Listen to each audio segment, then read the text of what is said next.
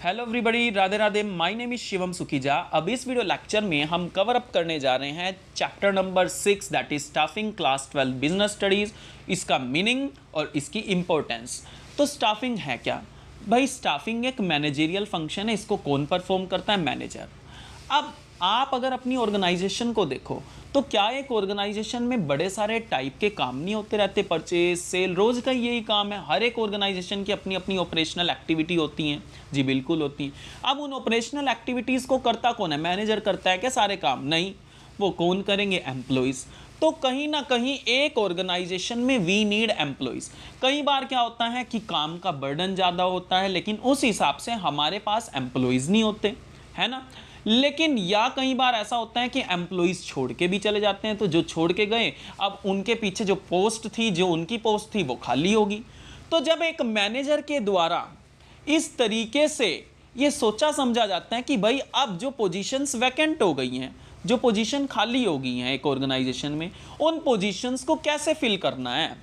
Internally एक organisation में जो स्टाफ हमारे पास है उसी में से ही एडजस्ट कर दें, या फिर बाहर से एक्सटर्नली एम्प्लॉइज को इनवाइट करा जाए कि भाई हमारे यहाँ पे पोजीशंस वैकेंट है, आओ आप इनके लिए अप्लाइड करो।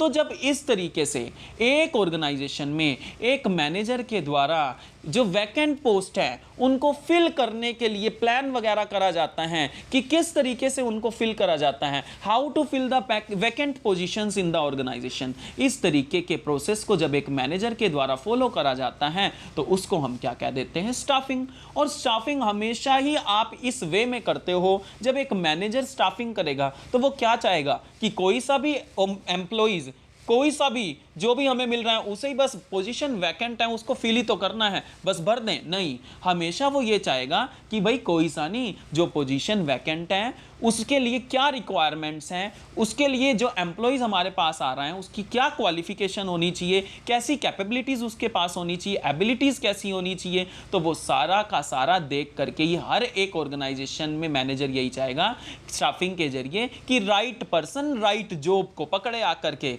राइट पर्सन राइट जॉब पर आए। तो स्टाफिंग हमेशा यही इंश्योर करता है कि there should be a right person on the right job. अब हमें स्टाफिंग करके क्या फ़ायदे मिलने वाले हैं?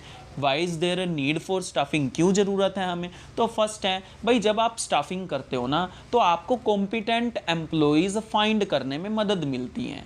क्यों? जब आप अपनी ऑर्गेनाइजेशन में एक स्टाफिंग प्रोसेस फॉलो करोगे, तो स्टाफिंग प्रोसेस फॉलो करोगे तो आप क्या कहोगे कि भाई हम सर्च कर रहे हैं एम्प्लॉइज़ को, किसके लिए? जो पोजीशन वैकेंट है उनके लिए।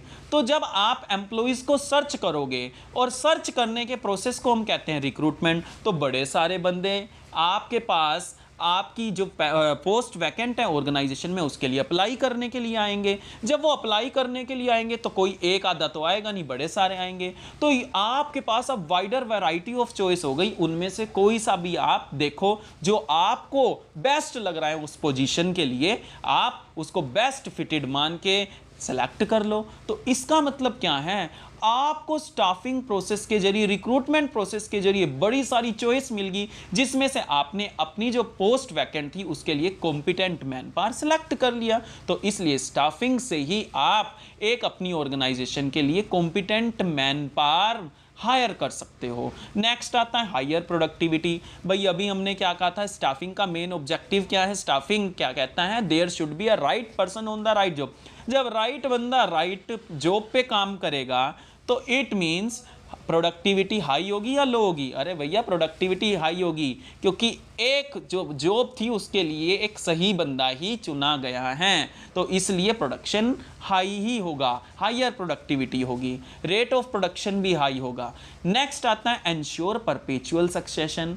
भाई हर एक ऑर्गेनाइजेशन ये चाहता है कि कई बार अगर हमारे एम्प्लॉइज छोड़ के हमारी ऑर्गेनाइजेशन को चले भी गए तो उससे मेरी ऑर्गेनाइजेशन की कंटिन्यूटी पे कोई इफेक्ट नहीं पड़ना चाहिए। तो इसलिए हर एक ऑर्गेनाइजेशन में मैनेजर ये चाहता है, मैनेजर क्या करता है? मैनेजर मैन पावर प्लानिंग करता रहता है। वो देखता रहता है कहीं कोई कमी शमी तो नहीं है, कहीं कोई ऑर्गेनाइजेशन में पोजीशन खाली तो नहीं पड़ी हुई है। तो इस तरीके की मैन पावर प्लानिंग के जरिए वो अपनी ऑर्गेनाइजेशन की कंटिन्यूटी पे कोई इफेक्ट नहीं पड़ने देता, इसलिए ऑर्गेनाइजेशन सर्वाइव करती रहती हैं।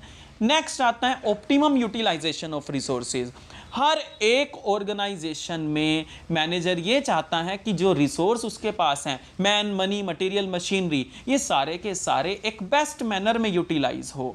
तो यहाँ पे हम ह्यूमन रिसोर्स की बात करेंगे क्यों? क्योंकि हम स्टाफिंग चैप्टर को पढ़ रहे हैं। तो ह्यूमन रिसोर्स में वो क्या चाहेगा? वो ये चाहेगा, वो ये देखेगा, वो चेक करेगा कहीं मेरा स्टाफ ओवर स्टाफ्ड तो नहीं है, कहीं अंडर स्टाफ्ड तो नहीं है, ओवर स्टाफ, ओवर यूटिलाइजेशन तो नहीं हो रहा है, अंडर यूटिलाइजेशन तो नहीं हो रहा है। इस तरीके से वो अपनी ऑर्गेनाइजेशन में optimum utilisation of human resources को एंश्योर करता है। और लास्ट मेरा है improve job satisfaction.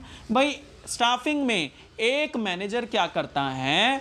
Performance appraisal को अपनाता है। वो देखता है कि जो ऑर्गेनाइजेशन में एम्प्लॉइज हैं अब वो करंटली कैसे परफॉर्म कर रहे हैं और वो पास्ट में कैसे परफॉर्म कर रहे थे।